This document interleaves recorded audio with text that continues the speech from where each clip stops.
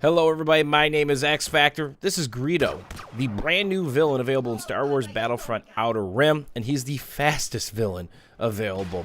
So we're going to be messing around with the new game mode, Extraction. This is Palace Garage, and it is 8v8. Anything in this Outer Rim DLC is 8v8, whether it's heroes versus villains, Extraction, or any other mode that you could play. It's extremely chaotic, and that's the name of the game. Hallways, choke points, barrage, impacts, dubstep nades, anything and everything. So Greedo's all about his confidence meter. You see that, and I just found out the hard way that my diaxis nade hurts me. His confidence meter is what makes him go boom. You're going to see it between the nades. It goes diaxis, impact, then thermal detonator, which is absolutely disgusting. Then, of course, his skill shot. But like I said in the previous video, I didn't really see anybody get this off except for one time, because it takes time, it goes through an animation, it auto-locks on everybody, and if they're just a normal player, it will one-bang them. And that's the objective. And there's a dead Rancor in a Rancor pit as another body goes flying. Start the cart, stop the cart, depending if you're defending or attacking, and here you can see that confidence meter is really getting up there, but it actually falls down. So we actually get the impact nade out right there, and we're quickly going to lose it. So we're back down. So the fall off for the confidence meter is very aggressive. You got to get into the action, and most importantly, you got to stay in the action, or you're going to be back down to that diaxis nade. And the damage increases through the stages. So as you're leveling up that diaxis nade before the impact, it's doing a lot more damage per tick. And then you get the impact and work its damage up, and then eventually you're to the thermal detonator. And there's his scan pulse. It goes pretty darn far. And by now, you've already noticed the speed of Greedo.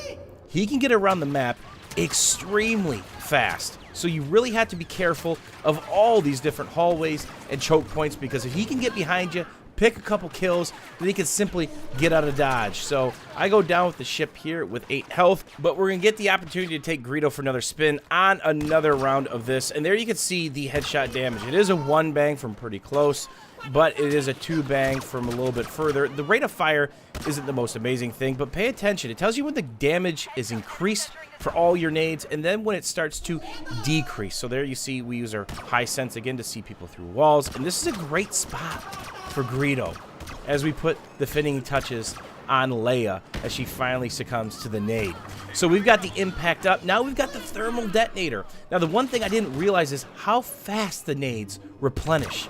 This is so much faster than if you had a black card as infantry. It's absolutely ridiculous. So I would do a better job knowing how to play Greedo a little bit better and just chucking those nades left and right, refreshing my pulse scan with him. And there it fell down to the impact. Pick another kill, and we're actually going to get the opportunity to throw one more dubstep here as we die. If he's a killing machine, he's a throwing machine. And we go down. The dubstep post-death. Greedo is not happy. One of the things that's changed in Star Wars Battlefront is the blaster cannon actually makes sense to use, because these maps are extremely choke pointy and, of course, linear at spots like this.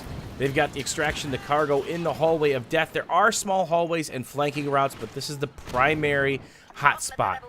You put a blaster turret at the entrance to the Palace Garage, and you're absolutely going to destroy people, because remember, there is a little bit of splash damage of this, and the trick is it shoots at the bottom of the circle of the crosshair, so not dead center like you think it would. Maybe DICE will adjust that, but it's actually at the bottom. So look at this little choke point based on the out of bounds that we have here. They've all got to come through here, and it is just death. Yes, you can hide behind the extraction, the payload, but you're probably going to eat nades, diaxis, because infantry can have a diaxis nade card, and again, it's a gas nade, and it's absolutely disgusting. So here, I'm slowly figuring out what the splash damage is like, and of course, where the crosshair is.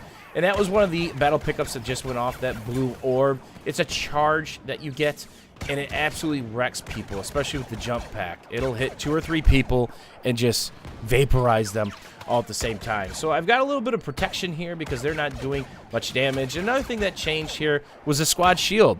Nades no longer go through it. It's actually really decent. So they took a couple of the battle pickups that weren't being used, and they kind of tweaked them. I believe Dennis Branval said he's a fan of bringing things up to par versus just nerfing everything in the game. So it'll be interesting to see what other little changes you guys can pick up, and that's one of the hallways they have to come through. a little tunnel, and this thing is just absolutely ruining people. And you can see where this thing shoots. It's at the bottom 2 little hash marks where they come together. So way south of the center of the crosshair, or where you think the shot would more than likely go. So it'd be interesting to see if they actually tweak this crosshair. Just give us the bottom 2. Or maybe just recenter the whole thing. So here you see me eating another volley of barrage, and that's common. Another thing that you see a lot of is the bubble shield. Very, very good. You can still kill people with melee through them, but there's something called the scatter gun, and I actually use that a lot. I'm going to do a new weapons video breakdown, so you'll be able to check that out on my channel, and it's just disgusting. So when people want to run in, get a couple kills, throw a grenade, pop their bubble, the scatter gun is disgusting. It fires 2 quick scatter shots within a split second, and it just destroys people. Sometimes you can one-bang them with the first shot, but it's so quick you're not going to be able to target 2 different bubbles. Then, of course, you can get the black card and upgrade that. So finally, I go down with some burst fire from the EE3. And that's the hallway of death again. So here you see me spawning in on the left side and trying to work our way back to the extraction point. And as you can see, they're almost to the finish point. They have to make this thing another 10 to 20 meters, 30 to 60 feet, maybe a little bit further, and that's it. But again, it is the hallway of death. There is a new sniper rifle available in the game, and it is a primary. It's the first sniper rifle primary available in the game, and my thoughts are kind of mixed. We're actually going to showcase that in another video as well. And there is a DMR type weapon, which hits pretty hard for medium and long range. And here you see one of the little flanking tunnels that they can make.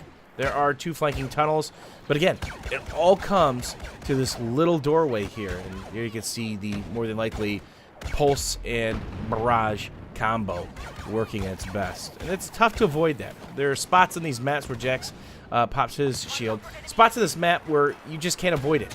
The battle is forced into those spots, 2 or 3 different choke point areas, and it's just barrage, barrage, barrage, impact, impact, impact, and if somebody picks up a thermal, that's getting thrown. Or if you have Greedo, that's getting thrown. Or you see Neum Num and he's got the turret, you're in a lot of trouble. So we're actually going to hold these guys off here. Hopefully you guys enjoyed the Star Wars Battlefront footage on the new game mode Extraction at Palace Garage. And here you see me pushing, exploiting one of these tunnels. And that's probably the best thing you could do as a defender, is just get behind them and get in their jimmies. Because remember, flanking can work for both teams. As always, guys, thanks for watching. Thanks for hanging out. Hopefully you guys enjoyed the video, and we'll see you guys soon.